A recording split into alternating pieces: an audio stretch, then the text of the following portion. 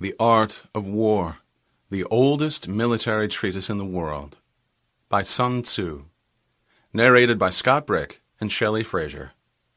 This unabridged audiobook was produced in year 2002 by Tantor Media Incorporated, which holds the copyright thereto. Neither the recording nor any part thereof may be reproduced without the prior written consent of Tantor Media Incorporated. Please visit our website at www.tantor.com for information on our growing list of audiobook selections. Editor's note: the original translation of The Art of War by Lionel Giles is a scholarly work, complete with footnotes, commentaries, and alternate translations. Much of this has been incorporated or eliminated in order to produce a comprehensible audio production. The writings that are directly from Sun Tzu are narrated by Scott Brick.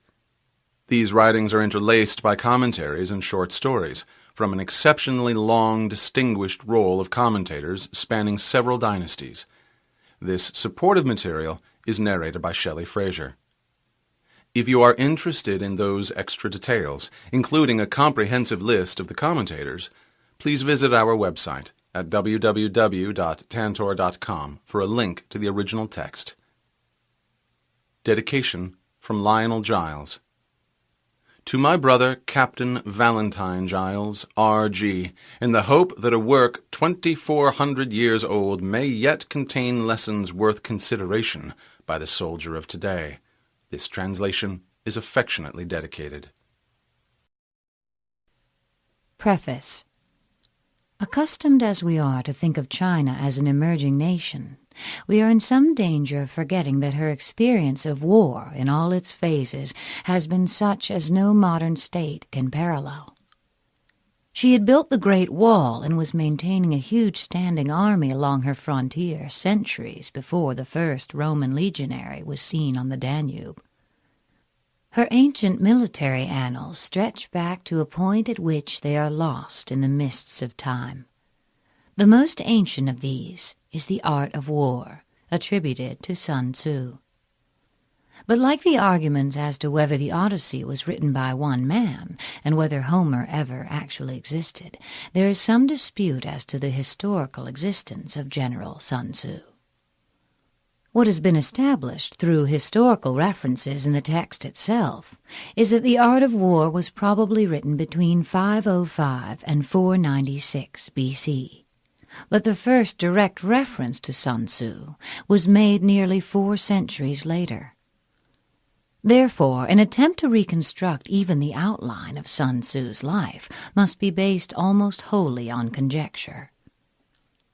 He would have lived near the end of the Chinese epoch known as the Spring and Autumn period, 770 to 475 BC. He was born into a military family from the northeastern state of Qi. There he may have entered the army and gained the honorific title Sun after showing great ability during an attack on the neighboring state of Zhou. When civil war broke out in Qi, Sun Tzu fled south and entered the service of Ho Lu, king of Wu. From his own text we know that he was appointed general and successfully attacked the Chu 3 times and prepared for battle with Yue. This state of Yue was ultimately able to crush Wu and incorporate its territory into their state, probably after the death of Sun Tzu. There is one detailed story of Sun Tzu the man, and this is how he obtained his position as general, related by the scholar Sima Qian. Sun Tzu Wu was a native of the Qi state. His art of war brought him to the notice of Ho Lu, king of Wu. Ho Lu said to him, "I have carefully perused your 13 chapters. May I submit your theory of managing soldiers to a slight test?"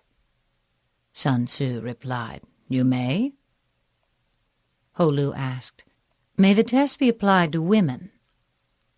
The answer was again in the affirmative, so arrangements were made to bring 180 ladies out of the palace. Sun Tzu divided them into 2 companies and placed one of the king's favorite concubines at the head of each.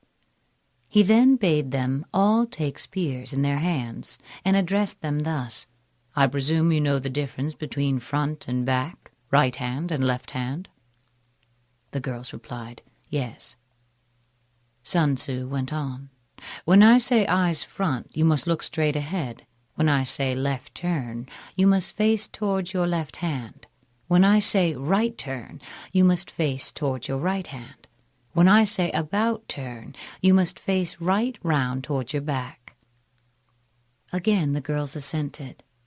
The words of command having been thus explained, he set up the halberds and battle-axes in order to begin the drill. Then, to the sound of drums, he gave the order, "Right turn." But the girls only burst out laughing. Sun Tzu said, "If words of command are not clear and distinct, if orders are not thoroughly understood, then the general is to blame."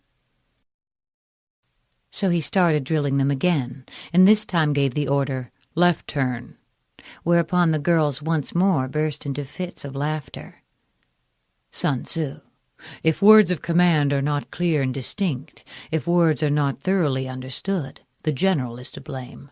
But if his orders are clear, and the soldiers nevertheless disobey, then it is the fault of their officers." So saying, he ordered the leaders of the 2 companies to be beheaded. Now the king of Wu was watching the scene from the top of a raised pavilion, and when he saw that his favorite concubines were about to be executed, he was greatly alarmed and hurriedly sent down the following message: "We are now quite satisfied as to our general's ability to handle troops. If we are bereft of these 2 concubines, our meat and drink will lose their savor. It is our wish that they shall not be beheaded." Sun Tzu replied, "Having once received His Majesty's commission to be the general of his forces, there are certain commands of His Majesty which, acting in that capacity, I am unable to accept." Accordingly, he had the 2 leaders beheaded, and straightway installed the pair next in order as leaders in their place. When this had been done, the drum was sounded for the drill once more, and the girls went through all the evolutions, turning to the right or to the left, marching ahead or wheeling back, kneeling or standing, with perfect accuracy and precision, not venturing to utter a sound.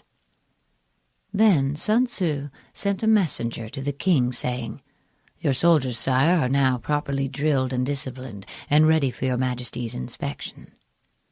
They can be put to any use that their sovereign may desire. Bid them go through fire and water, and they will not disobey." But the king replied, "Let our general cease drilling and return to camp. As for us, we have no wish to come down and inspect the troops." Thereupon Sun Tzu said, "The king is only fond of words, and cannot translate them into deeds." After that, Ho Lu saw that Sun Tzu was one who knew how to handle an army, and finally appointed him general. In the west, he defeated the Chu state and forced his way into Ying, the capital. To the north, he put fear into the states of Qi and Qin, and spread his fame abroad amongst the feudal princes. And Sun Tzu shared in the might of the king. Chapter 1. Laying Plans. Sun Tzu said, "The art of war is of vital importance to the state. It is a matter of life and death, a road either to safety or to ruin. Hence it is a subject of study, which must not be neglected. The art of war, then, is governed by 5 constant factors, which must be considered before entering into a conflict. These are the moral law, heaven, earth, the commander, and method and discipline.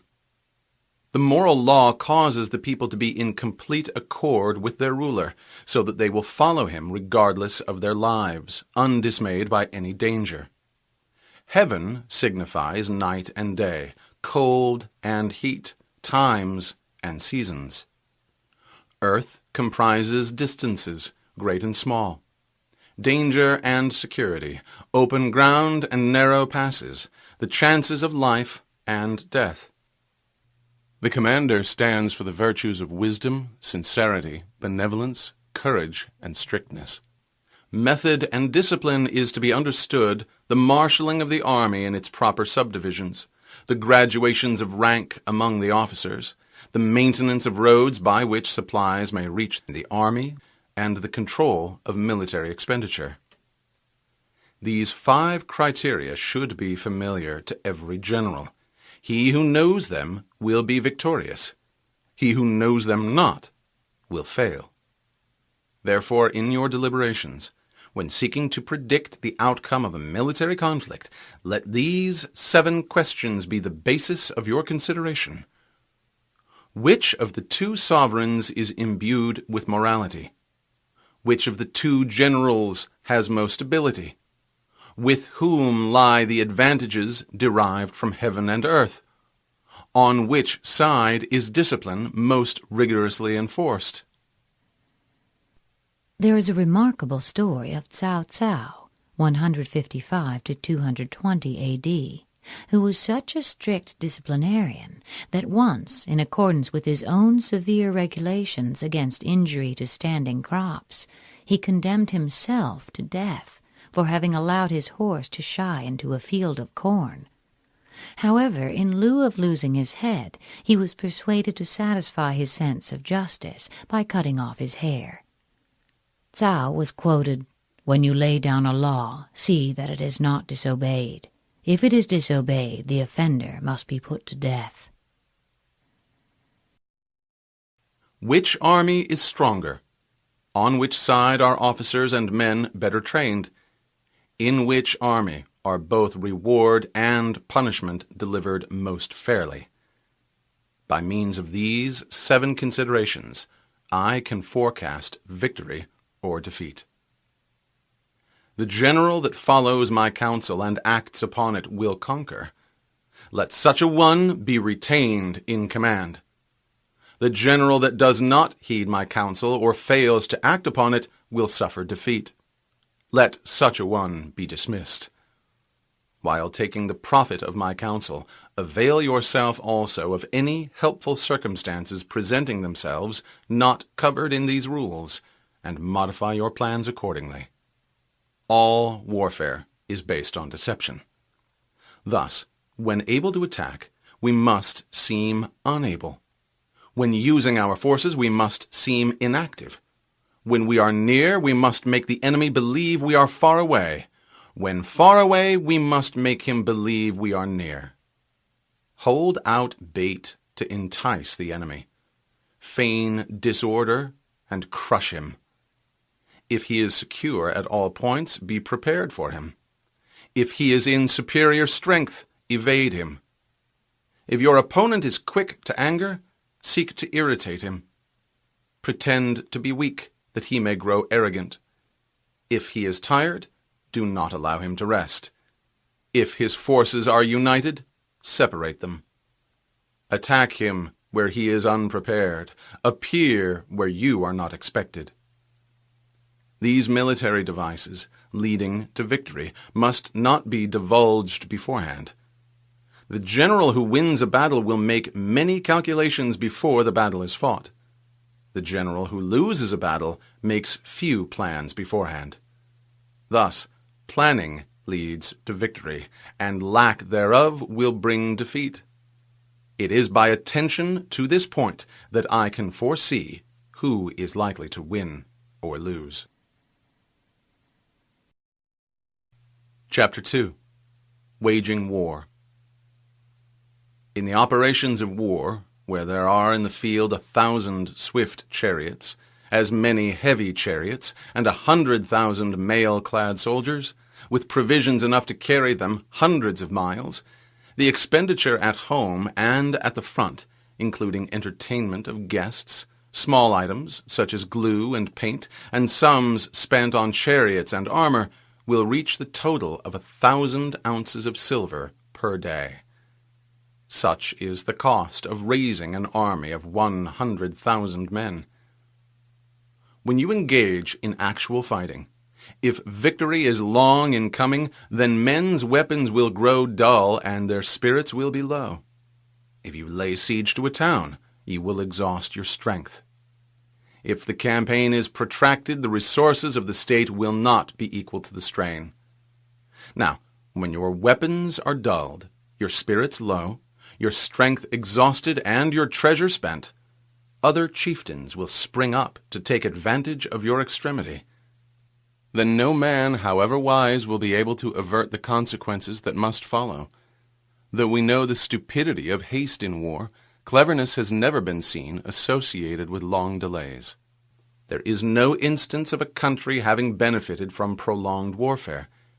It is only one who is thoroughly acquainted with the evils of war that can thoroughly understand the best way of carrying it out. The skillful general does not raise a second levy, neither are his supply wagons loaded more than twice.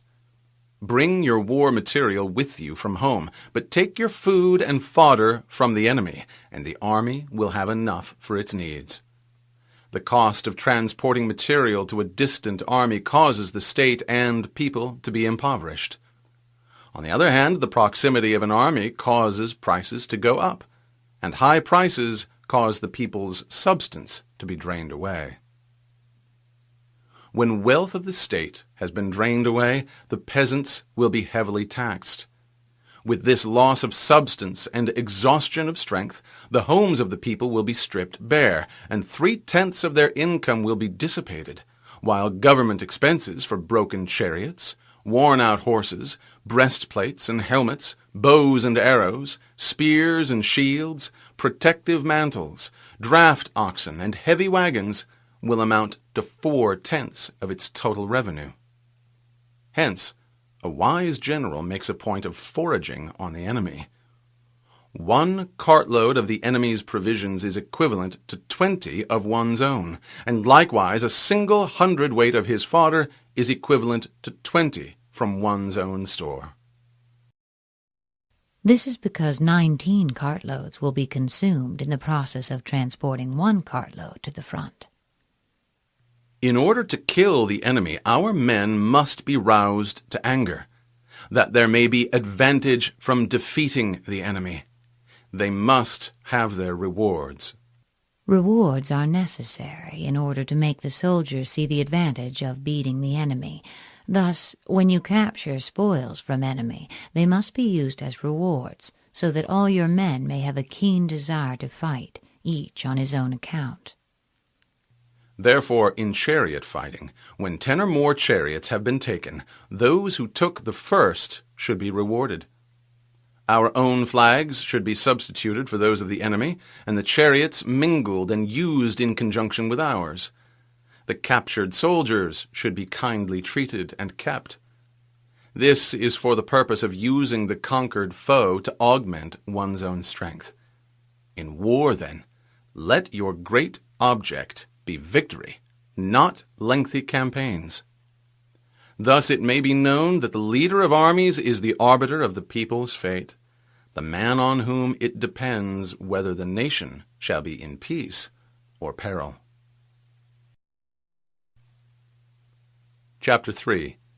Attack by Stratagem. In the practical art of war, the best thing of all is to take the enemy's country whole and intact. To shatter and destroy it is not so good. So, too, it is better to capture an entire army, a regiment, a detachment, or an entire company, rather than to destroy it. Hence, to fight and conquer in all your battles is not supreme excellence. Supreme excellence consists in breaking the enemy's resistance without fighting. The highest form of generalship is to frustrate the enemy's plans. The next best is to prevent the enemy from consolidating his forces. Third best is to attack the enemy's entire army in the field, and the worst policy of all is to besiege walled cities. The rule is not to besiege walled cities if it can possibly be avoided. The preparation of siege engines and other various implements of war will take up 3 whole months, and the building of ramparts over the walls will take 3 months more. The general, unable to control his irritation, will launch his men to the assault like swarming ants, and the result that 1/3 of his men are slain, while the town still remains untaken. Such are the perils of a siege. Therefore the skillful leader subdues the enemy's troops without any fighting. He captures their cities without laying siege to them. He overthrows their kingdom without lengthy operations in the field. With his forces intact, he will dispute the mastery of the empire, and thus, without losing a man, his triumph will be complete. This is the method of attacking by stratagem. It is the rule in war, if our forces are 10 to the enemy's 1, to surround him. If 5 to 1, to attack him. If twice as numerous, divide our army in 2. Being 2 to the enemy's 1, we may use one part of our army in the regular way, and the other for some special diversion. If one force is twice as numerous as that of the enemy, it should be split up into 2 divisions, one to meet the enemy in front, and one to fall upon his rear. If he replies to the frontal attack, he may be crushed from behind. If to the rearward attack, he may be crushed in front. If equally matched, offer battle. If slightly inferior in numbers, avoid the enemy. If quite unequal in every way, flee from him. Though an obstinate fight may be made by a small force, in the end it must be captured by the larger force. Now the general is the bulwark of the state. If the bulwark is complete at all points, the state will be strong. If the bulwark is defective, the state will be weak. There are 3 ways in which a ruler can bring misfortune upon his army. First, by commanding the army to advance or to retreat, being ignorant of the fact that it cannot obey. This will hobble the army. Second, by attempting to govern an army in the same way as he administers a kingdom, being ignorant of the conditions of that army. This causes unease among the soldiers. Third, by appointing officers of his army without discrimination, and in ignoring the principle that the military must adapt to circumstances at hand. This shakes the confidence of the soldiers. When the army is restless and distrustful, trouble is sure to come from the other feudal princes. This is simply bringing anarchy into the army and flinging victory away. Consequently, we may know that there are 5 essentials for victory. First, he will win who knows when to fight and when not to fight. Second, he will win who knows how to handle both superior and inferior forces. Third, he will win whose army is animated by the same spirit throughout all its ranks. Fourth, he will win who has prepared himself and waits to take the enemy unprepared. Fifth, he will win who has the military capacity, and the sovereign does not interfere with his command. It is the sovereign's function to give broad instructions, but to decide on battle, it is the function of the general. Hence the saying, if you know the enemy and know yourself, you need not fear the result of 100 battles. If you know yourself but not the enemy, for every victory gained you will also suffer a defeat. If you know neither the enemy nor yourself, you will succumb in every battle. Chapter 4. Tactics. The good fighters of old first put themselves beyond the possibility of defeat and then waited for an opportunity of defeating the enemy. To secure ourselves against defeat lies in our own hands, but the opportunity of defeating the enemy is provided by the enemy himself. Thus the good fighter is able to secure himself against defeat, but cannot make certain of defeating the enemy. Hence the saying, one may know how to conquer without being able to do it. Security against defeat implies defensive tactics. Ability to defeat the enemy means taking the offensive. Standing on the defensive indicates insufficient strength. Attacking, a superabundance of strength. The general who is skilled in defense hides in the most secret recesses of the earth. He who is skilled in attack flashes forth from the topmost heights of heaven like a thunderbolt. Thus, on one hand, we have the ability to protect ourselves, on the other, a victory that is complete. To see victory only when it is obvious to all is not the mark of excellence. Neither is it the height of excellence if you fight and conquer, and the whole empire says, "Well done." To lift a fine fur is no sign of great strength. To see the sun and moon is no sign of sharp sight. To hear the noise of thunder is no sign of a good ear. What the ancients called a clever fighter is one who not only wins, but excels in winning with ease, and thus his victories bring him neither reputation for wisdom nor credit for courage. To win battles requires making no mistakes. Making no mistakes is what establishes the certainty of victory, for it means conquering an enemy that is already defeated. The skilled fighter puts himself into a position which makes defeat impossible, and does not miss the moment for defeating the enemy. In war, the victorious strategist only seeks battle after the victory has been won, whereas he who is destined to defeat first fights and afterwards looks for victory. The consummate leader cultivates the moral law and strictly adheres to method and discipline. Thus, it is in his power to control success. In respect of military method, we have first to characterize the terrain. Second, estimate the dimensions of the battlefield. Third, calculate the strength of the enemy. Fourth, weigh the balance of chances. Fifth, plot victory. Characterization relies on the lay of the land. Estimating the dimensions of the field relies on measurement. Calculation of strength relies on an estimation of numbers. Weighing the balance of chances relies on calculation. From this, the result of the battle can be foreseen.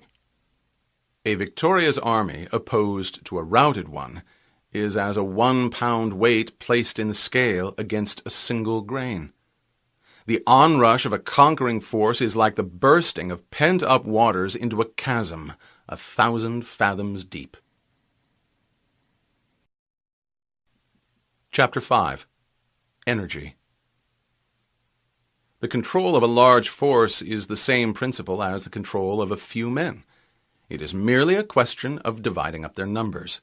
Fighting with a large army under your command is no different from fighting with a small one. It is merely a question of instituting signs and signals. To ensure that your whole host may withstand the brunt of the enemy's attack and remain unshaken can be accomplished by maneuvers, direct and indirect. That the impact of your army may be like a grindstone dashed against an egg, this is effected by the science of weak points and strong. In all fighting, the direct method may be used for joining battle, but indirect methods will be needed in order to secure victory. Indirect tactics, efficiently applied, are inexhaustible as heaven and earth, unending as the flow of rivers and streams. Like the sun and moon, they end, but to begin anew. Like the 4 seasons, they pass away to return once more. There are not more than 5 musical notes, yet the combinations of these 5 give rise to more melodies than can ever be heard. There are not more than 5 base colors, blue, yellow, red, white, and black, yet in combination they produce more hues than can ever be seen. There are not more than 5 cardinal tastes, sour, acrid, salt, sweet, and bitter, yet their combinations yield more flavors than can ever be tasted. In battle there are not more than 2 methods of attack, the direct and the indirect. Yet these 2 in combination give rise to an endless series of maneuvers. The direct and the indirect lead on to each other in turn. It is like moving in a circle. You never come to an end. Who can exhaust the possibilities of their combination? The onset of troops is like the rush of a torrent, which will even roll stones along in its course. The quality of decision is like the well-timed swoop of a falcon, which enables it to strike and destroy its victim. Therefore, the good fighter will be terrible in his onset and prompt in his decision. Energy may be likened to the bending of a crossbow, decision to the releasing of a trigger. Amid the turmoil and tumult of battle, there may appear to be disorder, and yet no real disorder at all. Amid confusion and chaos, your army may be without head or tail, yet it will be proof against defeat. Simulated disorder shows perfect discipline. Simulated fear postulates courage. Simulated weakness postulates strength. Hiding order beneath the cloak of disorder is simply a question of subdivision. Concealing courage under a show of timidity presupposes a fund of latent energy. Masking strength with weakness is to be effected by tactical dispositions. Thus, one who is skillful at keeping the enemy on the move maintains deceitful appearances according to which the enemy will act. He must also be prepared to sacrifice something so that the enemy may snatch at it. By holding out baits, he keeps him on the march. Then, with a body of picked men, he lies in wait for him. Sun Pin, a descendant of Sun Tzu, was a general in the Qi army when they marched against Wei, whose general was Pang Chuan, who happened to be a deadly personal enemy. Sun Pin said, "The Qi state has a reputation for cowardice, and therefore our adversary despises us. Let us turn this circumstance to account." Accordingly, when the army had crossed the border into Wei territory, Sun Pin gave orders to show 100,000 fires on the first night, 50,000 on the next, and the night after only 20,000. Pang Chuan pursued them hotly, saying to himself, "I knew these men of Qi were cowards. Their numbers have already fallen away by more than half." In his retreat, Sun Pin came to a narrow gorge, which he calculated that his pursuers would reach after dark. Here he had a tree stripped of its bark, and inscribed upon it the words, "Under this tree Pang Chuan shall die." Then, as night began to fall, he placed a strong body of archers in ambush nearby, with orders to shoot directly when they saw light. Later on, Pang Chuan arrived at the spot, and noticing the tree, struck a light in order to read what was written on it. His body was immediately riddled by a volley of arrows, and his whole army thrown into confusion. The clever combatant looks to the effect of combined energy and does not ask too much of individuals, hence his ability to pick out the right men and utilize combined energy. When he utilizes combined energy, his fighting men become like rolling logs or stones. For it is the nature of a log or stone to remain motionless on level ground and to move when on a slope. If four-cornered, to come to a standstill, but if round-shaped, continues to roll down the slope. Thus the energy developed by good fighting men is as the momentum of a round stone rolled down a mountain thousands of feet in height. This is the use of energy. Chapter 6. Strengths and Weaknesses. Whoever is first in the field and awaits the coming of the enemy will be fresh for the fight. Whoever is second in the field and has to hasten to battle will arrive exhausted. Therefore, the clever combatant imposes his will on the enemy, but does not allow the enemy's will to be imposed on him. By holding out advantages to him, he can lure the enemy in, to approach of his own accord. Or by inflicting damage, he can make it impossible for the enemy to draw near. If the enemy is taking his ease, harass him. If well supplied with food, starve him out. If quietly encamped, force him to move. Appear at points that the enemy must hasten to defend. March swiftly to places where you are not expected. An army may march great distances without distress, if it marches through country where the enemy is not. You can be sure of succeeding in your attacks if you attack only at places that are undefended. You can ensure the safety of your defense if you only hold positions that cannot be attacked. The skillful general is one who, in attack, the opponent does not know what to defend.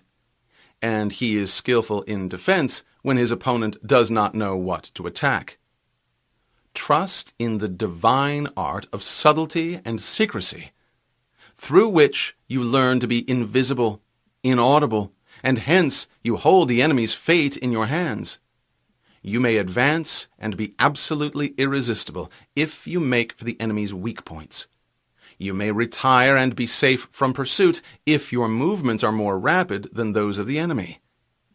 If you wish to fight, the enemy can be forced to an engagement, even though he be sheltered behind a high rampart and a deep ditch. All we need do is attack some other place that he will be obliged to relieve. If we do not wish to fight, we can prevent the enemy from engaging us, even though the lines of our encampment be merely traced out on the ground. All we need do is to throw something odd and unexpected in his way. Even though we have constructed neither wall nor ditch, we puzzle him by strange and unusual dispositions. By discovering the enemy's dispositions and remaining invisible ourselves, we can keep our forces concentrated, while the enemy's must be divided. We can form a single united body, while the enemy must split up into fractions. Hence there will be a whole pitted against separate parts of a whole, which means that we shall be many to the enemy's few. And if we are able thus to attack an inferior force with a superior one, our opponents will be in dire straits. The spot where we intend to fight must not be made known, for then the enemy will have to prepare against a possible attack at several different points, and his forces being thus distributed in many directions, the numbers we shall have to face at any given point will be proportionately few. For should the enemy strengthen his van, he will weaken his rear. Should he strengthen his rear, he will weaken his van. Should he strengthen his left, he will weaken his right. Should he strengthen his right, he will weaken his left. If he sends reinforcements everywhere, he will everywhere be weak. Numerical weakness comes from having to prepare against possible attacks. Numerical strength comes from compelling our adversary to make these preparations against us. Knowing the place and the time of the coming battle, we may concentrate from the greatest distances in order to fight. But if neither time nor place be known, then the left wing will be impotent to succor the right equally impotent to succor the left, the van unable to relieve the rear, or the rear to support the van. How much more so if the furthest portions of the army are anything under 30 miles apart, and even the nearest are separated by several miles? Though according to my estimate the soldiers of Yue exceed our own in number, that shall advantage them nothing in the matter of victory. I say then that victory can be achieved. Though the enemy be stronger in numbers, we may prevent him from fighting. Scheme so as to discover his plans and the likelihood of their success.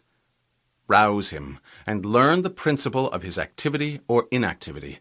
Force him to reveal himself so as to find out his vulnerable spots. Carefully compare the opposing army with your own, so that you may know where strength is superabundant and where it is deficient. In making tactical dispositions, the highest pitch you can attain is to conceal them. Conceal your dispositions, and you will be safe from the prying of the subtlest spies, from the machinations of the wisest minds. How victory may be produced for them out of the enemy's own tactics, that is what the multitude cannot comprehend. All men can see the tactics whereby I conquer, but what none can see is the strategy out of which victory is evolved. Do not repeat the tactics which have gained you one victory, but let your methods be regulated by the infinite variety of circumstances. Military tactics are like unto water. For water in its natural course runs away from high places and hastens downwards. So in war, The way is to avoid what is strong and to strike at what is weak. Water shapes its course according to the nature of the ground over which it flows. The soldier works out his victory in relation to the foe whom he is facing. Therefore, just as water retains no constant shape, so in warfare there are no constant conditions. He who can modify his tactics in relation to his opponent, and thereby succeed in winning, may be called a heaven-born captain. The 5 elements, water, fire, wood, metal, earth, are not always equally predominant. The 4 seasons make way for each other in turn. Days are short and long. The moon wanes and waxes. Chapter 7. Maneuver. In war, the general receives his commands from the sovereign. Having collected an army and concentrated his forces, he must blend and harmonize the different elements thereof before pitching his camp. After that comes tactical maneuvering, which is the most difficult. The difficulty of tactical maneuvering consists in turning the devious into the direct, and misfortune into gain. Thus, to take a long and circuitous route, after enticing the enemy out of the way, and though starting after him, to contrive to reach the goal before him, shows knowledge of the artifice of deviation. Maneuvering with an army is advantageous. With an undisciplined multitude, most dangerous.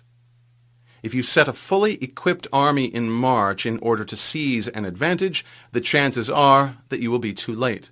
On the other hand, detaching a flying column for the purpose requires the sacrifice of its baggage and stores. Thus, if you order your men to roll up their buff coats and make forced marches without halting day or night, covering double the usual distance at a stretch, doing 30 miles in order to wrest an advantage, the leaders of all your 3 divisions will fall into the hands of the enemy. The stronger men will be in front, the jaded ones will fall behind, and on this plan only 1/10 of your army will reach its destination. If you march 15 miles in order to outmaneuver the enemy, you will lose the leader of your 1st division, and only half your force will reach the goal. If you march 10 miles with the same object, 2/3 of your army will arrive. We may take it then that an army without its baggage train is lost. Without provisions, it is lost. Without bases of supply, it is lost. We cannot enter into alliances until we are acquainted with the designs of our neighbors. We are not fit to lead an army on the march unless we are familiar with the face of the country, its mountains and forests, its pitfalls and precipices, its marshes and swamps. We shall be unable to turn natural advantage to account unless we make use of local guides. In war, practice dissimulation and you will succeed. Whether to concentrate or to divide your troops must be determined by circumstances. Let your speed be that of the wind, your compactness that of the forest. In raiding and plundering be like fire, and in defense be as immovable as a mountain. Let your plans be dark and impenetrable as night, and when you move, fall like a thunderbolt. When you plunder the countryside, let the spoil be divided amongst your men. When you capture new territory, cut it up into allotments for the benefit of the soldiery. Ponder and deliberate before you make a move. He will conquer who has learned the art of deviation. This is the art of maneuvering. The Book of Army Management says, "On the field of battle, the spoken word does not carry far enough. Hence the institution of gongs and drums. Nor can ordinary objects be seen clearly enough. Hence the institution of banners and flags. Gongs and drums, banners and flags, are means whereby the ears and eyes of the host may be focused on one particular point. The host, thus forming a single united body, it is impossible for either the brave to advance alone or for the cowardly to retreat alone. This is the art of handling large masses of men." Equally guilty are those who advance against orders and those who retreat against orders. There is a story of Wu Qi, who was fighting against the Qin state. Before the battle had begun, one of his soldiers, a man of matchless daring, sallied forth by himself, captured 2 heads from the enemy, and returned to camp. Wu Qi had the man instantly executed, whereupon an officer ventured to remonstrate, saying, "This man was a good soldier, and ought not to have been beheaded." Wu Qi replied, "I fully believe he was a good soldier, but I had him beheaded because he acted without orders." In night fighting, then, make much use of signal fires and drums, and in fighting by day, of flags and banners, as a means of influencing the ears and eyes of your army.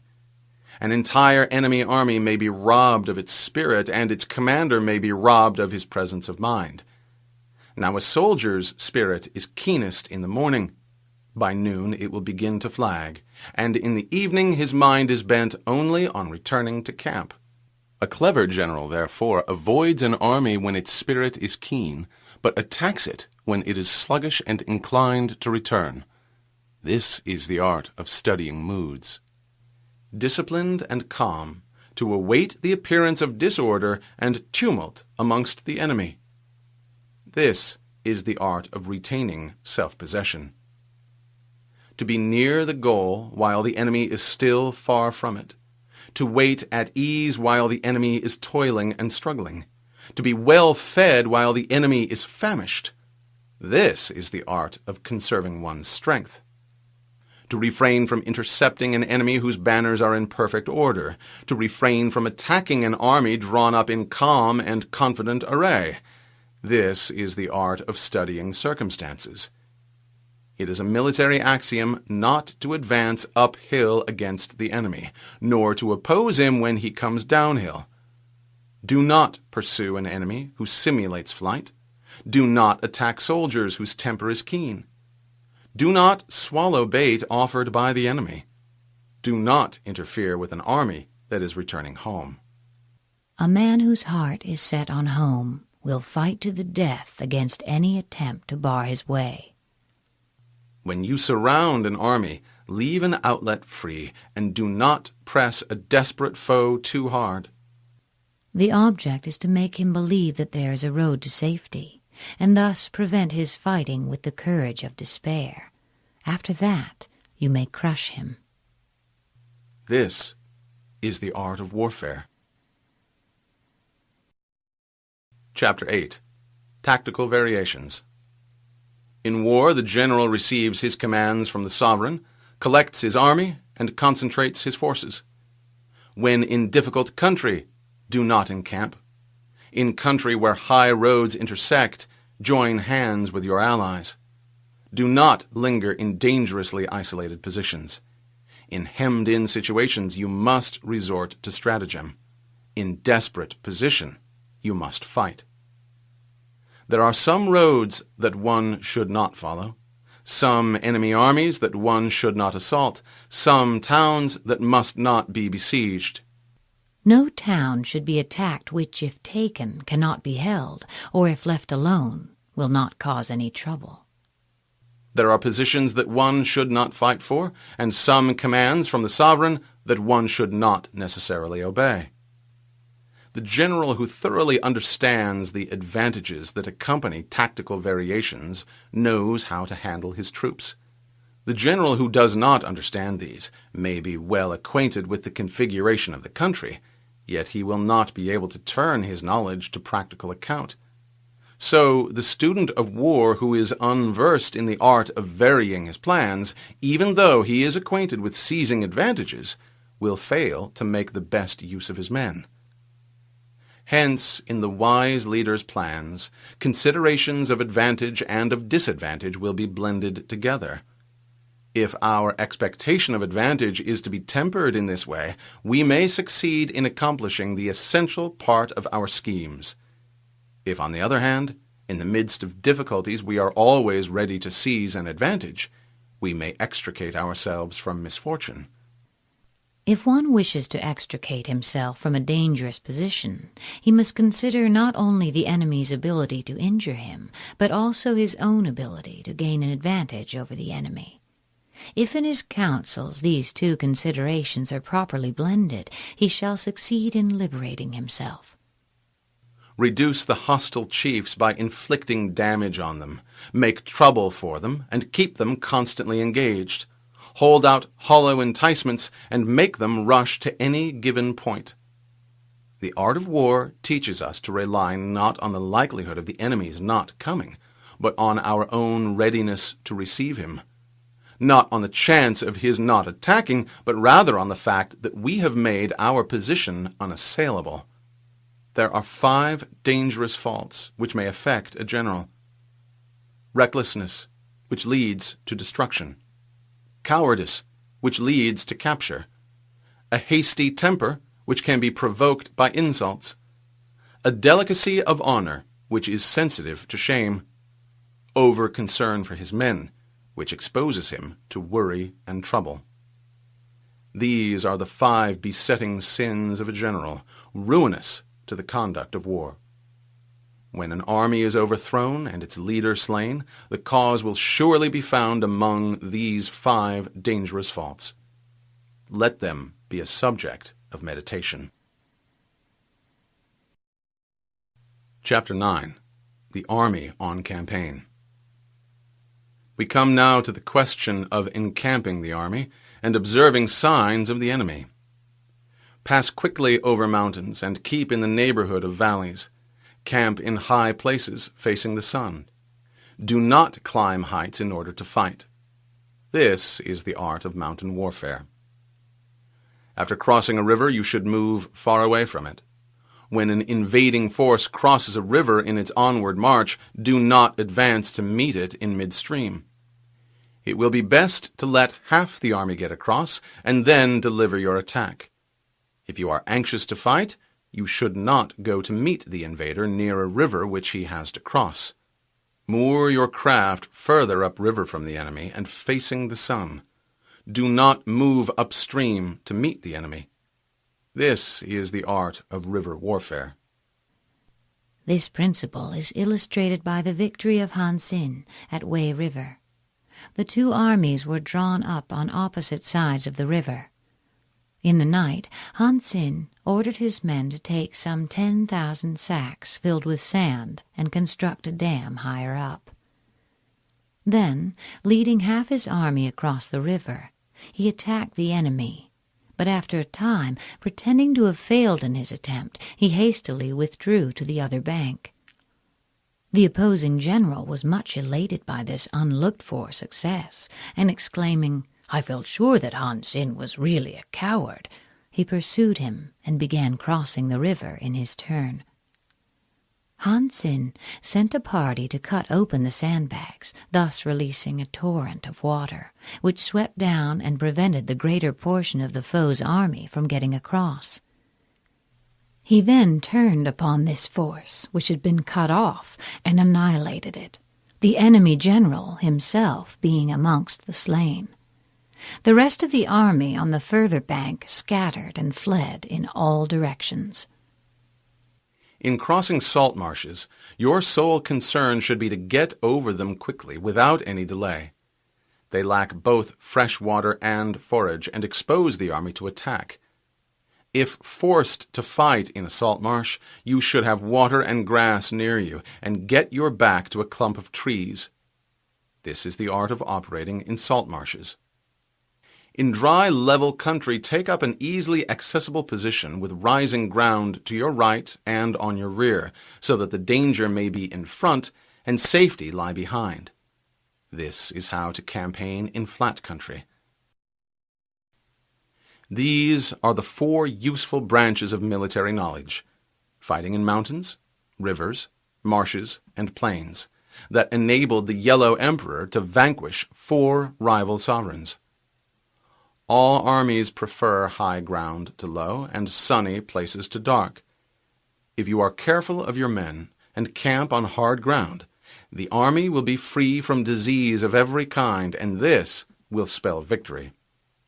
When you come to a hill or a bank, occupy the sunny side, with the slope on your right rear. Thus you will at once act for the benefit of your soldiers and utilize the natural advantages of the ground. When, in consequence of heavy rains up country, a river you wish to ford is swollen and flecked with foam, you must wait until it subsides. Country in which there are precipitous cliffs with torrents running between, deep natural hollows, confined spaces, tangled thickets, quagmires and crevasses, should be left with all possible speed and not approached. While we keep away from such places, we should entice the enemy to approach them. While we face them, we should let the enemy have them on his rear. If in the neighborhood of your camp there should be any hilly country, ponds surrounded by aquatic grass, hollow basins filled with reeds, or woods with thick undergrowth, they must be carefully flushed out and searched, for these are places to be caught in an ambush, or insidious spies are likely to be lurking. When the enemy is close at hand and remains quiet, he is relying on the natural strength of his position. When he keeps aloof and tries to provoke a battle, he is anxious for the other side to advance on his position. If his place of encampment is easy of access, he is enticing you to advance. Movement amongst the trees of a forest shows that the enemy is advancing. The appearance of a number of screens in the midst of thick grass means that the enemy wants to make us suspicious. The rising of birds in their flight is the sign of an ambush. Startled beasts indicate that a sudden attack is coming. When there is dust rising in a high column, it is the sign of chariots advancing. When it is low, but spread over a wide area, it signifies the approach of infantry. When the dust branches out in different directions, it shows that parties have been sent to collect firewood. A few clouds of dust moving to and fro signify that the army is encamping. Humble words and increased preparations are signs that the enemy is about to advance. Violent language and driving forward as if to the attack are signs that he will retreat. This point is illustrated by the story of when the army of Yen was besieging the capital city of Qi. The Qi general openly said, "My only fear is that the Yen army may cut off the noses of their Qi prisoners and place them in the front rank to fight against us. That would be the undoing of our city." The other side, being informed of this speech, at once acted on the suggestion. But those within the city were enraged at seeing their fellow countrymen thus mutilated, and fearing only lest they should fall into the enemy's hands, were nerved to defend themselves more obstinately than ever. Once again the Qi general allowed spies to report his words to the enemy. "What I dread most is that the men of Yen may dig up the ancestral tombs outside the town, and by inflicting this indignity on our forefathers, cause us to become faint-hearted." Immediately the besiegers dug up all the graves and burned the corpses lying in them. And the defenders, witnessing the outrage from the city walls, wept passionately, and were all eager to go out and fight, their fury being increased tenfold. The Qi general knew then that his soldiers were ready for any enterprise. But instead of a sword, he himself took a mattock in his hands, and ordered others to be distributed amongst his best warriors, while the ranks were filled up with their wives and concubines. He then served out all the remaining rations and bade his men eat their fill.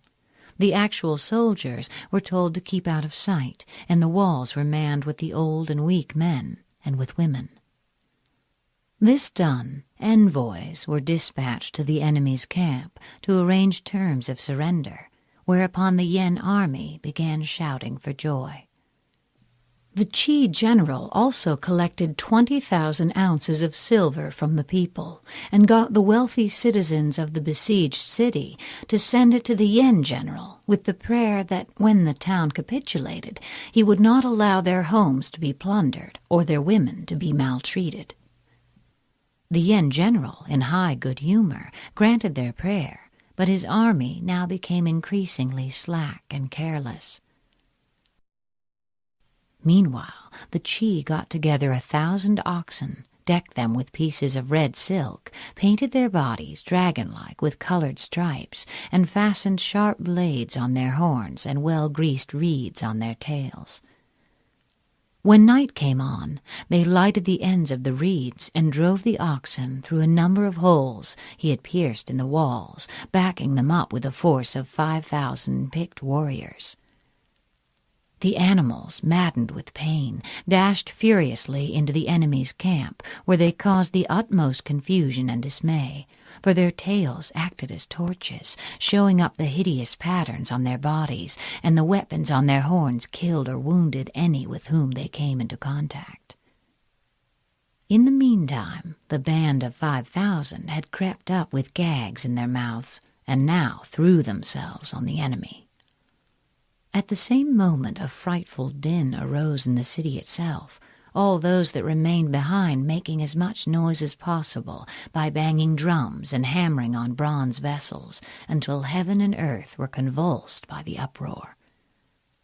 Terror-stricken, the Yen army fled in disorder, hotly pursued by the men of Qi, who succeeded in slaying their general, and the Qi succeeded in the recapture of some 70 cities which had belonged to their state. When the light chariots come out first and take up a position on the wings, it is a sign that the enemy is forming for battle. Peace proposals unaccompanied by oaths and hostages indicate a plot. When there is much running about and the soldiers fall into rank, it means that the critical moment has come. When some are seen advancing and some retreating, it is a lure. When the soldiers stand leaning on their spears, they are faint from want of food. If those who are sent to draw water begin by drinking themselves, the army is suffering from thirst. If the enemy sees an advantage to be gained and makes no effort to secure it, the soldiers are exhausted. If birds gather on any spot, it is unoccupied. Clamor by night signifies nervousness. If there is disturbance in the camp, the general's authority is weak. If the banners and flags are shifted about, sedition is afoot. If the officers are angry, it means that the men are weary. When an army feeds its horses with grain and kills its cattle for food, and when the men do not hang their cooking pots over the campfires, showing that they will not return to their tents, you may know that they are determined to fight to the death. The sight of men whispering together in small knots or speaking in subdued tones points to disaffection amongst the rank and file. Too frequent rewards signify that the enemy is at the end of his resources. Too many punishments betray a condition of dire distress. To begin by bluster, but afterwards to take fright at the enemy's numbers, shows a supreme lack of intelligence. When envoys are sent with compliments in their mouths, it is a sign that the enemy wishes for a truce. If the enemy's troops march up angrily and remain facing ours for a long time without either joining battle or taking themselves off again, the situation is one that demands great vigilance and circumspection. It may be a ruse to gain time for an unexpected flank attack or the laying of an ambush. If our troops are no more in number than the enemy, that is amply sufficient. It only means that no direct attack can be made. The thing to do is simply to concentrate all our available strength, keep a close watch on the enemy, and obtain reinforcements. He who exercises no forethought but makes light of his opponents is sure to be captured by them. If soldiers are punished before they have grown attached to you, they will not prove submissive, and unless submissive, they will be practically useless. If, after the soldiers have become attached to you and punishments are not enforced, they will still be useless. Therefore, soldiers must be treated in the first instance with humanity, but then kept under control by means of iron discipline. This is a certain road to victory. If in training soldiers commands are habitually enforced, the army will be well disciplined. If not, its discipline will be bad. If a general shows confidence in his men but always insists on his orders being obeyed, the gain will be mutual. This is the end of the CD. The program continues on the next CD. Chapter 10. Terrain. We may distinguish 6 kinds of terrain: accessible ground, entangling ground, temporizing ground, narrow passes, precipitous heights, and positions at a great distance from the enemy. Ground which can be freely traversed by both sides is called accessible. With regard to ground of this nature, always occupy the raised and sunny spots before the enemy, and carefully guard your line of supplies. Then you will fight with the advantage. Ground that can be easily abandoned but is hard to reoccupy is called entangling.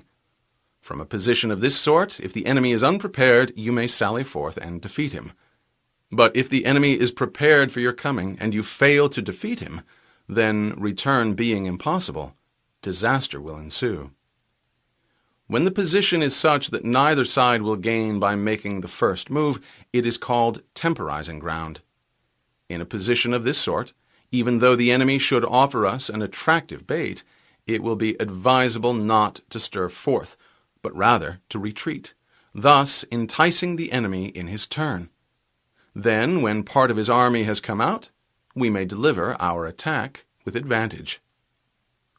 With regard to narrow passes, if you can occupy them first, let them be strongly garrisoned and await the advent of the enemy. Should the army forestall you in occupying a pass, do not go after him if the pass is fully garrisoned, unless it is weakly garrisoned. With regard to precipitous heights, if you are beforehand with your adversary, you should occupy the raised and sunny spots, and there wait for him to come up. If the enemy has occupied them before you, do not follow him, but retreat and try to entice him away. If you are situated at a great distance from the enemy, and the strength of the 2 armies is equal, it is not easy to provoke a battle, and if you tire your army by a march to his position, fighting will be to your disadvantage. These 6 are the principles connected with earth. The general who has attained a responsible post must be careful to study them. Now an army is exposed to 6 several calamities, not arising from natural causes, but from faults for which the general is responsible. These are flight, insubordination, collapse, ruin, disorganization, and rout. Other conditions being equal, if one force is hurled against another 10 times its size, the result will be the flight of the former. When the common soldiers are too strong and their officers too weak, the result is insubordination. When the officers are too strong and the common soldiers too weak, the result is collapse. When the higher officers are angry and insubordinate, and on meeting the enemy give battle on their own account from a feeling of resentment, before the commander-in-chief can tell whether or not he is in a position to fight, the result is ruin.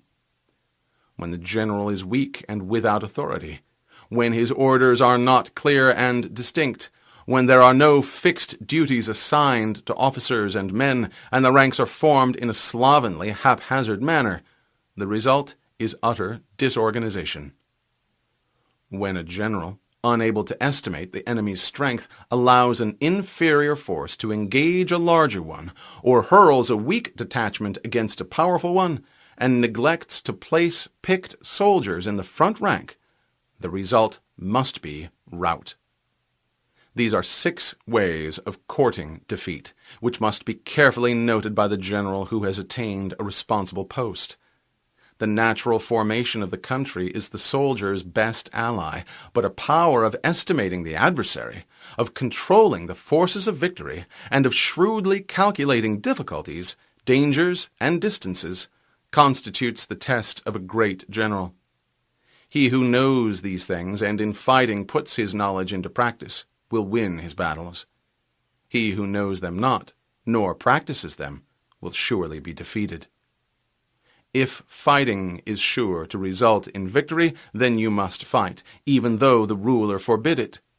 If fighting will not result in victory, then you must not fight, even at the ruler's bidding. The general who advances without coveting fame and retreats without fearing disgrace, whose only thought is to protect his country and do good service for his sovereign, is the jewel of the kingdom.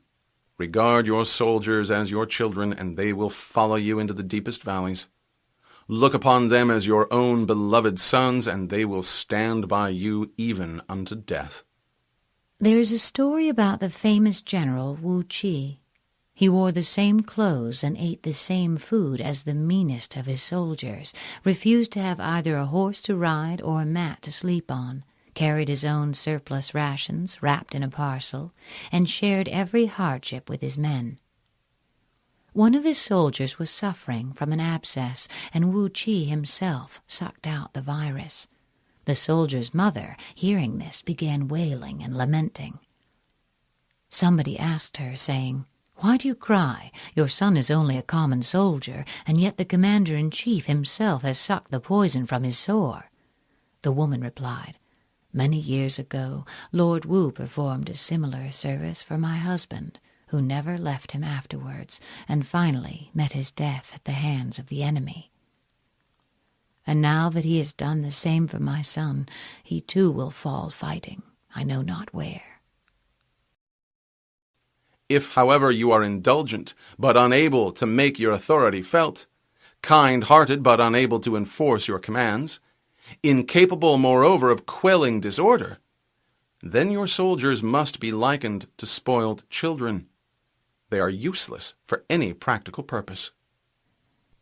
When Lu Meng was occupying a certain town, he had given stringent orders to his army not to molest the inhabitants or take anything from them by force. Nevertheless, a certain officer serving under his banner, who happened to be a compatriot of his, ventured to appropriate a bamboo hat belonging to one of the people, in order to wear it over his regulation helmet as a protection against the rain. Lu Meng considered that the fact of his being a compatriot should not be allowed to palliate a clear breach of discipline, and accordingly he ordered his summary execution, the tears rolling down his face, however, as he did so. This act of severity filled the army with wholesome awe, and from that time forth even articles dropped in the highway were not picked up. If we know that our own men are in a condition to attack, but are unaware that the enemy is not open to attack, we have gone only halfway towards victory. If we know that the enemy is open to attack, but are unaware that our own men are not in a condition to attack, we have gone only halfway towards victory.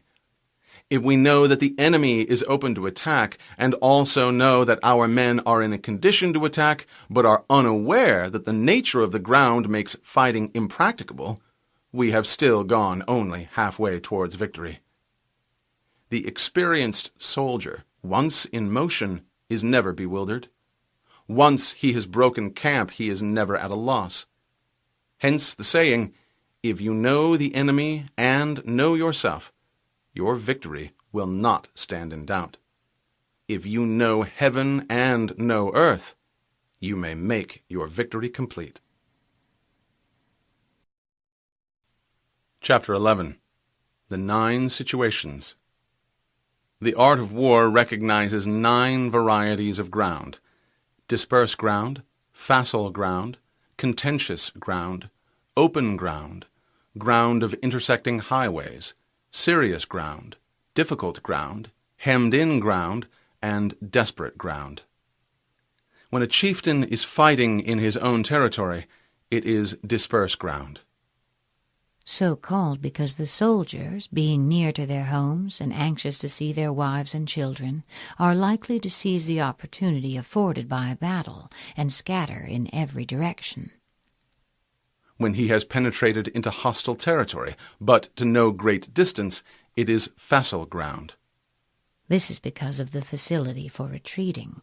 When your army has crossed the border, you should burn your boats and bridges, in order to make it clear to everybody that you have no hankering after home. Ground the possession of which imports great advantage to either side is contentious ground. This is where the few and the weak can defeat the many and the strong, the neck of a pass. Ground on which each side has liberty of movement is open ground. ground on which intercommunication is easy. Ground which forms the key to 3 contiguous states, so that he who occupies it first has most of the empire at his command, is a ground of intersecting highways. The possessor of this ground can constrain most neighboring states to become his allies. When an army has penetrated into the heart of a hostile country, leaving a number of fortified cities in its rear, it is serious ground. The army is in a serious situation. Mountain forests, rugged steeps, marshes and fens, all country that is hard to traverse, this is difficult ground. Ground which is reached through narrow gorges, and from which we can only retire by tortuous paths, so that a small number of the enemy would suffice to crush a large body of our men. This is hemmed-in ground. Ground on which we can only be saved from destruction by fighting without delay is desperate ground. On disperse ground, fight not. On facile ground, halt not. On contentious ground, attack not. Occupy the advantageous position first. If a position of this kind is secured first by the enemy, beware of attacking him. Lure him away by pretending to flee. Show your banners and sound your drums. Make a dash for other places that he cannot afford to lose. Trail brushwood and raise a dust. Confound his ears and eyes. Detach a body of your best troops and place it secretly in ambuscade. Then your opponent will sally forth to the rescue. On open ground, do not try to block the enemy's way, because the attempt would be futile and would expose the blocking force itself to serious risks. Draw closer together and see that a portion of your own army is not cut off. On the ground of intersecting highways, join hands with your allies. On serious ground, gather in plunder.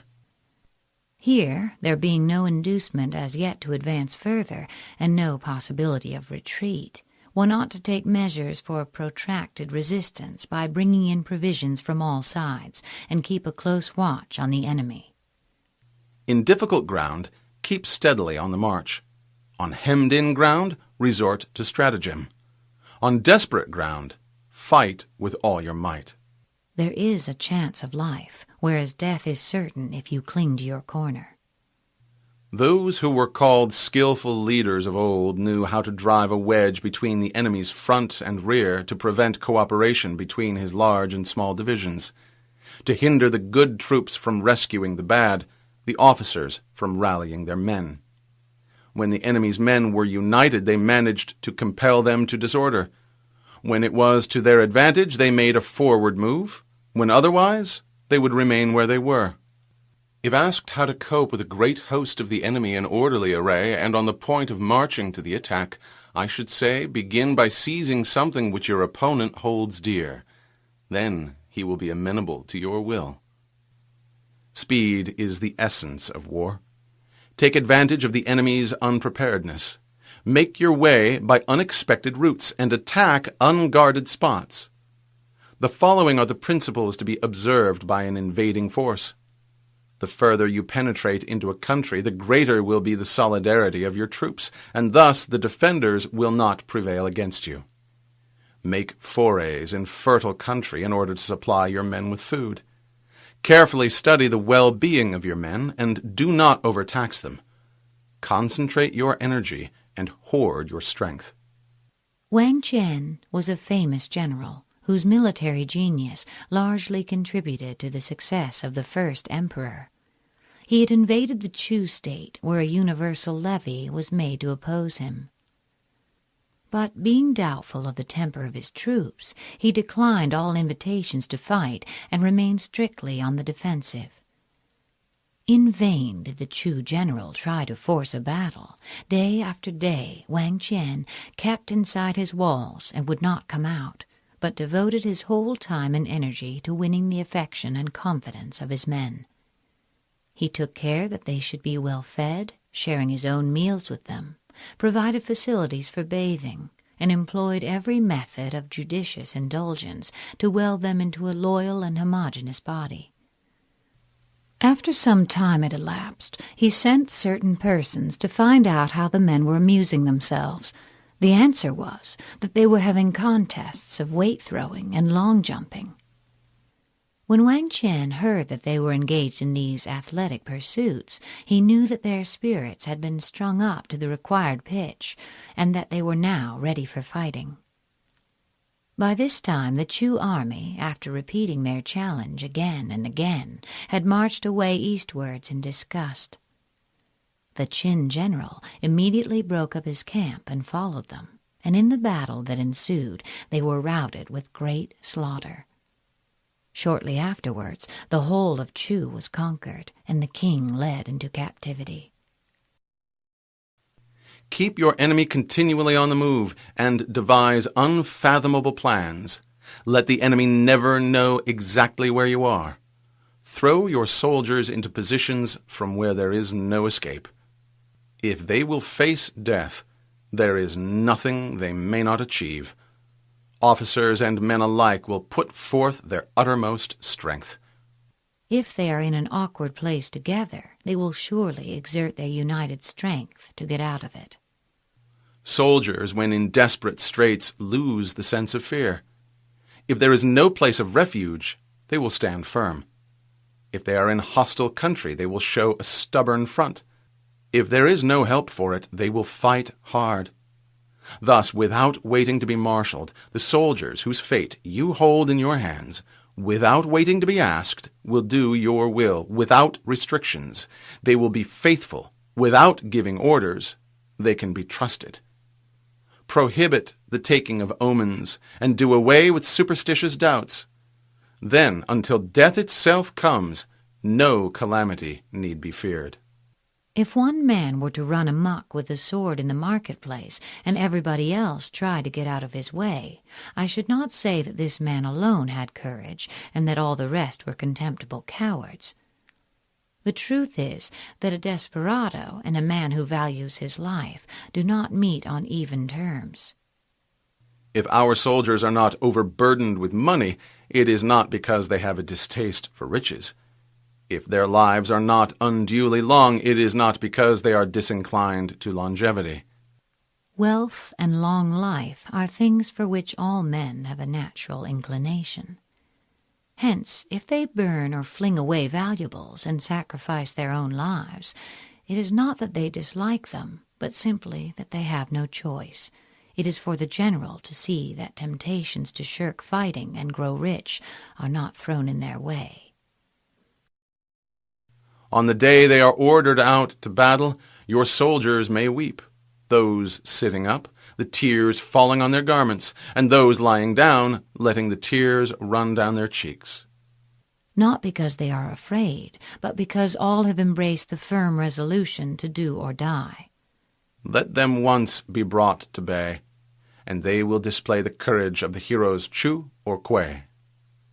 Chu was a contemporary and compatriot of Sun Tzu, who was employed by the king to assassinate a rival king by whom he was employed. Chu secreted a dagger, which he in the belly of a fish served up at a banquet. He succeeded in his attempt, but was immediately hacked to pieces by the king's bodyguard. This was in 515 B.C. The other, Kuei, performed his exploit 166 years earlier, in 681 B.C. His state had thrice been defeated by Qi, and was just about to conclude a treaty surrendering a large slice of his territory, when Kuei suddenly seized the Duke of Qi as he stood on the altar steps and held a dagger against his chest. None of the Duke's retainers dared to move a muscle, and Kuei proceeded to demand full restitution, declaring his country was being unjustly treated because she was a smaller and a weaker state. The Duke, in peril of his life, was obliged to consent, whereupon Kuei flung away his dagger and quietly resumed his place amid the terrified assemblage without having so much as changed color.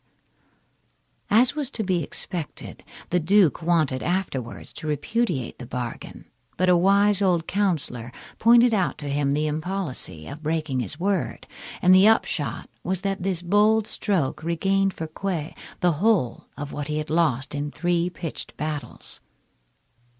The skillful tactician may be likened to a swift snake. Strike at its head, and you will be attacked by its tail. Strike at its tail, and you will be attacked by its head. Strike at its middle, and you will be attacked by head and tail both. Asked if an army can be made to imitate such a snake, I should answer yes. For the men of Wu and the men of Yue are enemies. Yet if they are crossing a river in the same boat and are caught by a storm, they will come to each other's assistance, just as the left hand helps the right. If 2 enemies will help each other in a time of common peril, how much more should 2 parts of the same army, bound together as they are by every tie of interest and fellow feeling? Yet it is notorious that many a campaign has been ruined through lack of cooperation, especially in the case of allied armies. Hence it is not enough to put one's trust in the tethering of horses and the burying of chariot wheels in the ground. The principle on which to manage an army is to set up one standard of courage which all must reach. How to make the best of both strong and weak? That is a question involving the proper use of ground. Less reliable troops, if posted in strong positions, will hold out as long as better troops on more exposed terrain. The advantage of position neutralizes the inferiority in stamina and courage. Thus the skillful general conducts his army just as though he were leading a single man, willy-nilly by the hand. It is the business of a general to be quiet, and thus ensures secrecy, upright and just, and thus maintain order. He must be able to mystify his officers and men by false reports and appearances, and thus keep them in total ignorance. The troops must not be allowed to share your schemes in the beginning. They may only rejoice with you over their happy outcome. Pan Chao took the field with 25,000 men with the object of crushing Yarkand. The king of Yarkand replied by dispatching his chief commander to succor the place with an army totaling 50,000 men. Pan Chao summoned his to a council of war and said, "Our forces are now outnumbered and unable to make head against the enemy. The best plan, then, is for us to separate and disperse, each in a different direction. My deputy will march away by the easterly route, and I will then return myself towards the west. Let us wait until the evening drum has sounded, and then start." Pan Chao now secretly released the prisoners whom he had taken alive, and the king of Yarkand was thus informed of his plans. Much elated by the news, the latter set off at once at the head of 10,000 horsemen to bar Pan Chao's retreat in the west, while another part of his army rode eastward with 8,000 horses in order to intercept the second part of Pan Chao's army. As soon as Pan Chao knew that 2 portions of the enemy's army had gone, he called his divisions together, got them well in hand, and at the break of dawn hurled them against the largest detachment of the Yarkand army as it lay encamped. The barbarians, panic-stricken, fled in confusion and were closely pursued by Pan Chao. Over 5,000 heads were brought back as trophies, besides immense spoils of horses and cattle and valuables of every description. Yarkand then capitulating, and its forces were scattered. From that time forward, Pan Chao's prestige completely overawed the countries of the west. By altering his arrangements and changing his plans, he keeps the enemy without definite knowledge. By shifting his camp and taking circuitous routes, he prevents the enemy from anticipating his purpose. The axiom that war is based on deception does not apply only to your enemy. You must deceive even your own soldiers. Make them follow you, but without letting them know why. At the critical moment, the leader of an army acts like one who has climbed up a height and then kicks away the ladder behind him. He carries his men deep into hostile territory before he shows his hand. He burns his boats and breaks his cooking pots. Like a shepherd driving a flock of sheep, he drives his men this way and that, and nothing knows whither he is going. To muster his host and bring it into danger? This may be termed the business of the general. After mobilization, there should be no delay in aiming a blow at the enemy's heart. Different measures suited to the 9 varieties of ground, the expediency of aggressive or defensive tactics, and the fundamental laws of human nature, these are things that must most certainly be studied. When invading hostile territory, the general principle is that penetrating deeply brings cohesion, penetrating but a short way means dispersion. When you leave your own country behind and take your army across neighborhood territory, you find yourself on critical ground. When there are means of communication on all 4 sides, the ground is one of intersecting highways. When you penetrate deeply into a country, it is serious ground. When you penetrate but a little way, it is facile ground. When you have the enemy's strongholds on your rear and narrow passes in front, it is hemmed-in ground. When there is no place of refuge at all, it is desperate ground. Therefore, it is on dispersive ground you should inspire the men with unity of purpose.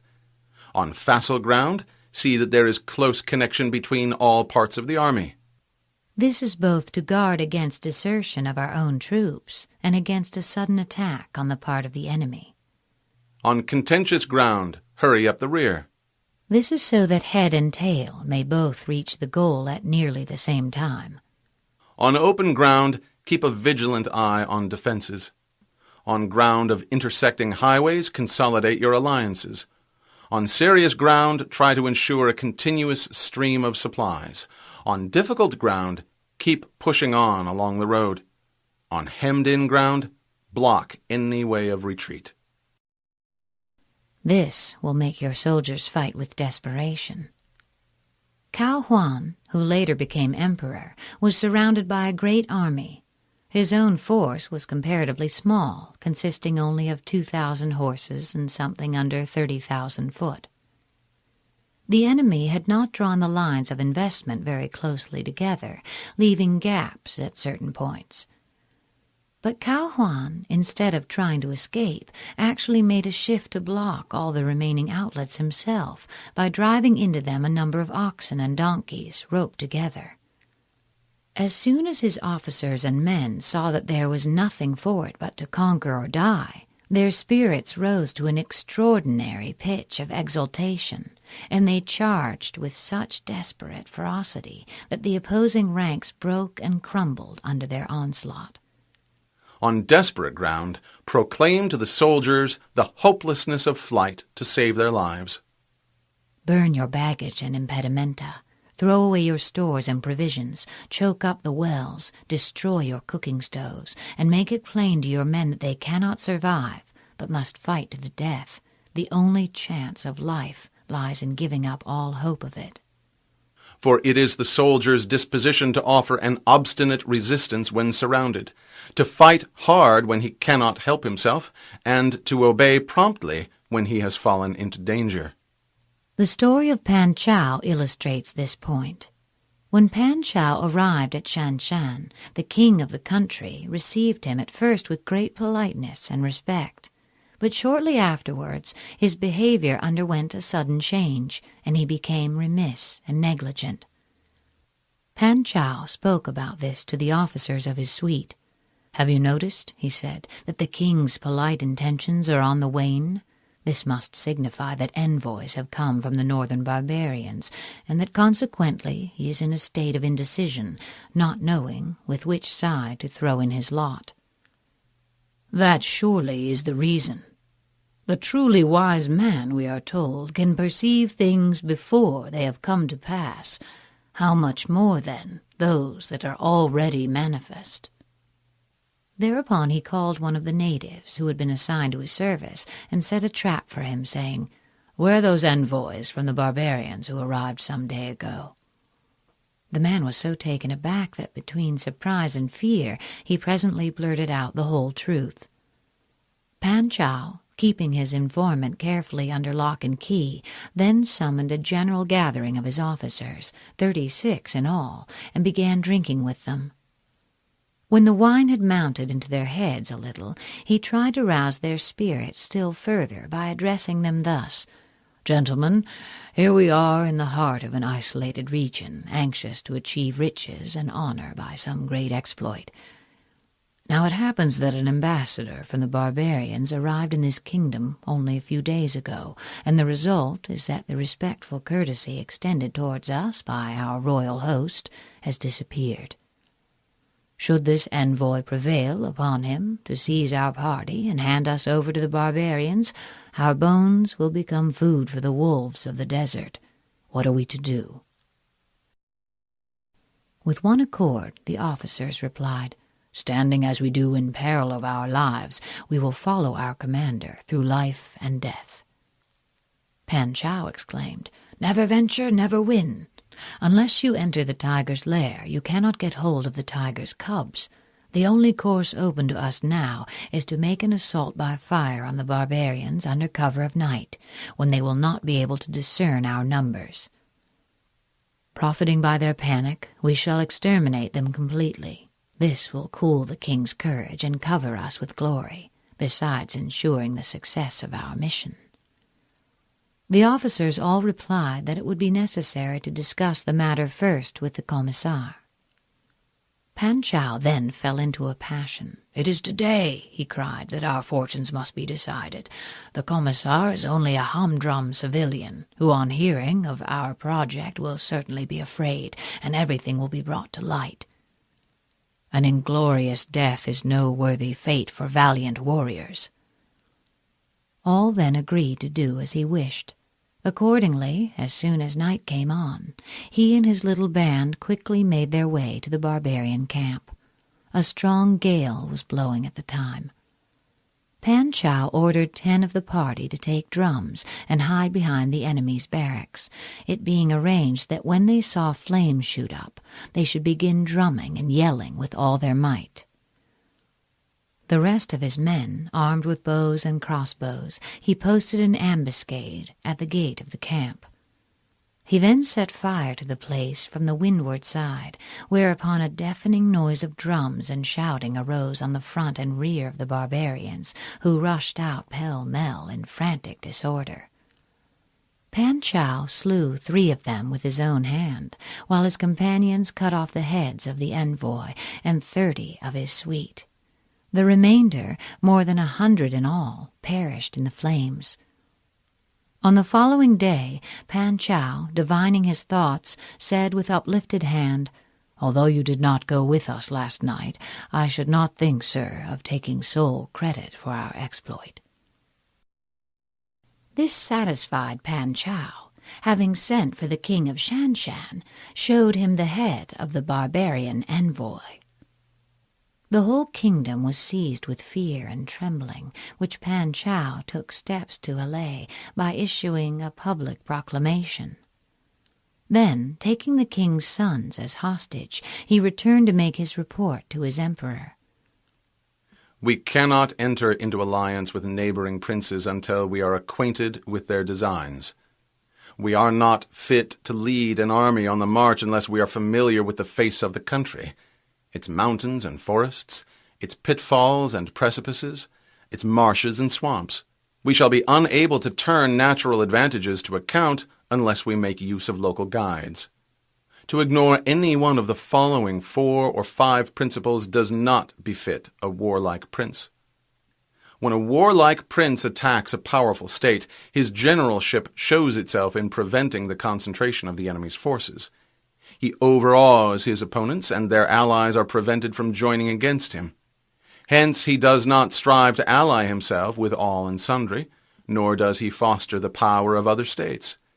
He carries out his own secret designs, keeping his antagonists in awe. He can afford to reject entangling alliances and simply pursue his own secret designs. His prestige enables him to dispense with external friendships. Thus he is able to capture their cities and overthrow their kingdoms. bestow rewards without regard to rule, issue orders without regard to previous arrangements, and you will be able to handle a whole army as though you had to do with but a single man. Give instructions only on sighting the enemy. Give rewards when you see deserving deeds. The final instructions you give to your army should not correspond with those that have been previously posted up. Not only is there danger in letting your plans be known, but war often necessitates the entire reversal of them at the last moment. Confront your soldiers with the deed itself. Never let them know your design.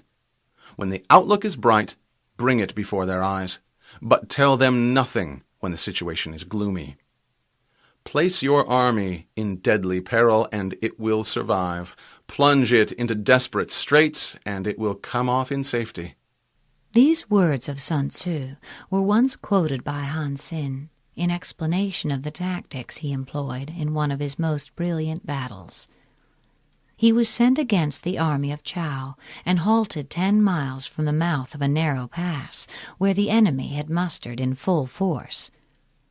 Here, at midnight, he detached a body of 2,000 light cavalry, every man of which was furnished with a red flag. Their instructions were to make their way through narrow defiles and keep a secret watch on the enemy. "When the men of Chao see me in full flight," Han Xin said, "they will abandon their fortifications and give chase. This must be the sign for you to rush in, pluck down the Chao standards, and set up the red banners of Han in their stead." Turning then to his other officers, he remarked, "Our adversary holds a strong position and is not likely to come out and attack us until he sees the standard and drums of the commander-in-chief, for fear I should turn back and escape through the mountains." So saying, he first of all sent out a division consisting of 10,000 men and ordered them to form in line of battle with their backs to the river Ti. Seeing this maneuver, the whole army of Chao broke into loud laughter. By this time it was broad daylight, and Han Xin, displaying the commander's flag, marched out of the pass with drums beating and was immediately engaged by the enemy. A great battle followed, lasting for some time, until at length Han Xin, leaving drums and banner on the field, fled to the division on the river bank, where another fierce battle was raging. The enemy rushed out to pursue them and to secure the trophies, thus denuding their ramparts of men. But the detachment succeeded in joining the part of the army which was fighting with the utmost desperation. The time had now come for the 2,000 horsemen to play their part. As soon as they saw the men of Chao following up their advantage, they galloped behind the deserted walls, tore up the enemy's flags, and replaced them by those of Han. When the Chao army looked back from the pursuit, the sight of these red flags struck them with terror. Convinced that the Hans had got in and overpowered their king, they broke up in wild disorder, every effort of their leader to stay the panic being in vain. Then the Han army fell on them from both sides and completed the rout, killing a number and capturing the rest, amongst whom was King Ya himself. After the battle, some of Han Xin's officers came to him and said, "In the art of war, we are told to have a hill or tumulus on the right rear, and a river or marsh on the left front. You, on the contrary, ordered us to draw up our troops with the river at our back. Under these conditions, how did you manage to gain the victory?" The general replied, "I fear you gentlemen have not studied the art of war with sufficient care. Is it not written there? Plunge your army into desperate straits, and it will come off in safety. Place it in deadly peril, and it will survive. Had I taken the usual course, I should never have been able to bring my colleague round. If I had not placed my troops in a position where they were obliged to fight for their lives, but had allowed each man to follow his own discretion, there would have been a general debacle, and it would have been impossible to do anything with them." The officers admitted the force of his argument and said, "These are higher tactics than we should have been capable of." for it is precisely when a force has fallen into harm's way that it is capable of striking a blow for victory. Success in warfare is gained by carefully accommodating ourselves to the enemy's purpose. If the enemy shows an inclination to advance, lure him on to do so. If he is anxious to retreat, delay on purpose, that he may carry out his intention. The object is to make him remiss and contemptuous before we deliver our attack. By persistently hanging on the enemy's flank, we shall succeed in the long run in killing the commander-in-chief. This is called ability to accomplish a thing by sheer cunning. On the day that you take up your command, block the frontier passes, destroy the official passports, and stop the passage of all emissaries. Be stern in the council chamber, so that you may control the situation. Show no weakness, and insist on your plans being accepted by the sovereign. If the enemy leaves a door open, you must rush in. Forestall your opponent by seizing what he holds dear, and subtly contrive to time his arrival on the ground. If you manage to seize a favorable position, but the enemy does not appear on the scene, the advantage thus obtained cannot be turned to any practical account. He who intends, therefore, to occupy a position of importance to the enemy must begin by making an artful appointment, so to speak, with his antagonist, and cajole him into going there as well. Walk in the path defined by rule, and accommodate yourself to the enemy until you can fight a decisive battle. Victory is the only thing that matters, and this cannot be achieved by adhering to conventional wisdom. At first, then, exhibit the coyness of a maiden until the enemy gives you an opening. Afterwards, let your speed be that of a running hare, and it will be too late for the enemy to oppose you. Chapter 12. Attack by Fire. There are 5 ways of attacking with fire. The first is to burn soldiers in their camp. The second is to burn stores. The third is to burn baggage trains. The fourth is to burn arsenals and magazines. The fifth is to hurl dropping fire amongst the enemy.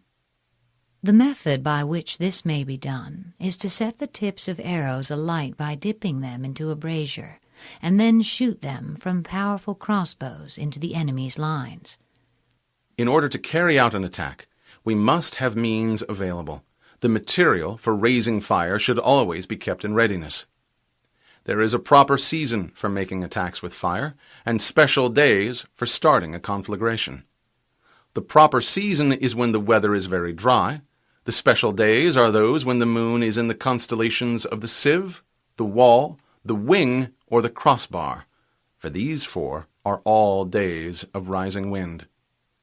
In attacking with fire, one should be prepared to meet 5 possible developments. First, when fire breaks out inside the enemy's camp, respond at once with an attack from without. Second, if there is an outbreak of fire, but the enemy's soldiers remain quiet, bide your time and do not attack. Third, when the force of the flames has reached its height, follow it up with an attack, if that is practicable. If not, stay where you are. Fourth, if it is possible to make an assault with fire from without, do not wait for it to break out within, but deliver your attack at a favorable moment. Fifth, when you start a fire, be to windward of it. Do not attack from the leeward. The prime object of attacking with fire is to throw the enemy into confusion. If this effect is not produced, it means that the enemy is ready to receive us, hence the necessity for caution. If you see a possible way, advance, but if you find the difficulties too great, retire. If the enemy is settled in a waste place, littered with quantities of grass, or if he has pitched his camp in a position which can be burnt out, we must carry our fire against him at any seasonable opportunity, and not await on in hopes of an outbreak occurring within, for fear our opponents should themselves burn up the surrounding vegetation, and thus render our own attempts fruitless. If the wind is in the east, begin burning to the east of the enemy, and follow up the attack yourself from that side. If you start the fire on the east side and then attack from the west, you will suffer in the same way as your enemy. Once a general of the Yellow Turban rebels was badly defeated through his neglect of this simple precaution. At the head of a large army, he was besieging a town held by Huang Fu-sung. The garrison was very small, and a general feeling of nervousness pervaded the ranks, so Huang Fu-sung called his officers together and said, "In war there are various indirect methods of attack, and numbers do not count for everything. Now the rebels have pitched their camp in the midst of thick grass, which will easily burn when the wind blows. If we set fire to it at night, they will be thrown into a panic, and we can make a sortie and attack them on all sides at once." That same evening a strong breeze sprang up, so Huang Fu-sung instructed his soldiers to bind reeds together into torches and mount guard on the city walls, after which he sent out a band of daring men who stealthily made their way through the lines and started the fire with loud shouts and yells. Simultaneously, a glare of light shot up from the city walls, and Huang Fu-sung, sounding his drums, led a rapid charge, which threw the rebels into confusion and put them to headlong flight. A wind that rises in the daytime lasts long, but a night breeze soon falls. In every army, the 5 developments connected with fire must be known, the movements of the stars calculated, and a watch kept for the proper days. We must not only know how to assail our opponents with fire, but also be on our guard against similar attacks from them. Hence, those who use fire as an aid to the attack show intelligence. Those who use water as an aid to the attack gain an accession of strength. By means of water, an enemy may be intercepted, but not robbed of all his belongings. Unhappy is the fate of one who tries to win his battles and succeed in his attacks without cultivating the spirit of enterprise, for the result is waste of time and general stagnation. Those who want to make sure of succeeding in their battles and assaults must seize the favorable moments when they come, and not shrink on occasion from heroic measures. That is to say, they must resort to such means of attack as fire, water, and the like. What they must not do, and what will prove fatal, is to sit still and simply hold to the advantages they have got. Hence the saying, "The enlightened ruler lays his plans well ahead. The good general cultivates his resources." Move not unless you see an advantage. Use not your troops unless there is something to be gained. Fight not unless the position is critical. No ruler should put troops into the field merely to gratify his own ego, and no general should fight a battle simply out of spite. If it is to your advantage, make a forward move. If not, stay where you are. Anger may in time change to gladness. Vexation may be succeeded by content.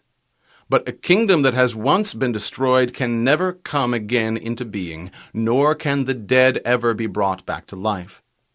Hence the enlightened ruler is heedful, and the good general full of caution. This is the way to keep a country at peace and an army intact. Chapter 13. Use of Spies. You know that raising a host of 100,000 men and marching them great distances entails heavy loss on the people and a drain on the resources of the state.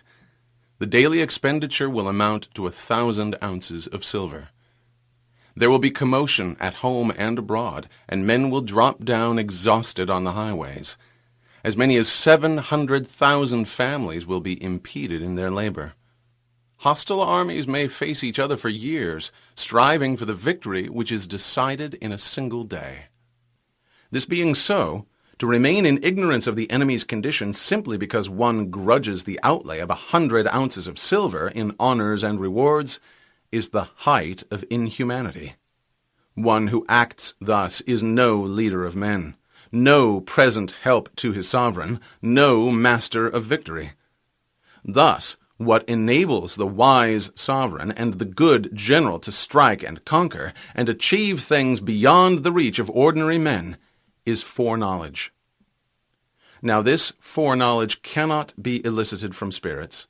It cannot be obtained inductively from experience, nor by any deductive calculation. Knowledge of the enemy's dispositions can only be obtained from other men, hence the use of spies, of whom there are 5 classes: local spies, inward spies, converted spies, doomed spies, and surviving spies. When these 5 kinds of spy are all at work, none can discover the secret system. This is called divine manipulation of the threads. It is the sovereign's most precious faculty. Having local spies means employing the services of the inhabitants of a district. In the enemy's country, win people over by kind treatment and use them as spies. Having inward spies is making use of officials of the enemy. Worthy men who have been degraded from office, criminals who have undergone punishment, also favorite concubines who are greedy for gold, men who are aggrieved at being in subordinate positions, or who have been passed over in the distribution of posts, others who are anxious that their side should be defeated in order that they may have a chance of displaying their ability and talents, fickle turncoats who always want to have a foot in each boat. Officials of these several kinds should be secretly approached and bound to one's interests by means of rich presents. In this way you will be able to find out the state of affairs in the enemy's country, ascertain the plans that are being formed against you, and moreover disturb the harmony and create a breach between the sovereign and his ministers. The necessity for extreme caution, however, in dealing with inward spies appears from a historical story of a General Lo Shang who besieged a city held by the rebel Li Xiong. After each side had experienced a number of victories and defeats, Li Xiong had recourse to the services of a spy. He began the ruse by having the unfortunate man whipped until the blood came, and then sent him off to Lo Shang, whom he was to delude by offering to cooperate with him from inside the city, and to give a fire signal at the right moment for making a general assault. Lo Shang, confiding in these promises and reassured by the man's harsh treatment at the hands of Li Xiong, marched out all his best troops with orders to attack at the spy's bidding. Meanwhile, Li Xiong's general had prepared an ambush on their line of march, and the spy, having reared long scaling ladders against the city walls, now lighted the beacon fire. Lo Shang's men raced up on seeing the signal and began climbing the ladders as fast as they could, while others were drawn up by ropes lowered from above. More than 100 of Lo Shang's soldiers entered the city in this way, every one of whom was forthwith beheaded. Li Xiong then charged with all his forces both inside and outside the city, and routed the enemy completely. Having converted spies means getting hold of the enemy's spies and using them for our own purposes. By means of heavy bribes and liberal promises, detaching them from the enemy's service, and inducing them to carry back false information, as well as to spy in turn on their own countrymen. The use of converted spies is shown by the story of Lien Po, who was conducting a defensive campaign against Qin. The king strongly disapproved of Lien Po's cautious and dilatory methods, which had been unable to avert a series of minor disasters, and therefore lent a ready ear to the reports of his spies, who had secretly gone over to the enemy and were already in their pay. They said, "The only thing which causes Qin anxiety is lest Chao Kwa should be made general. Lien Po they consider an easy opponent who is sure to be vanquished in the long run." Now Chao Kwa was a son of a famous general.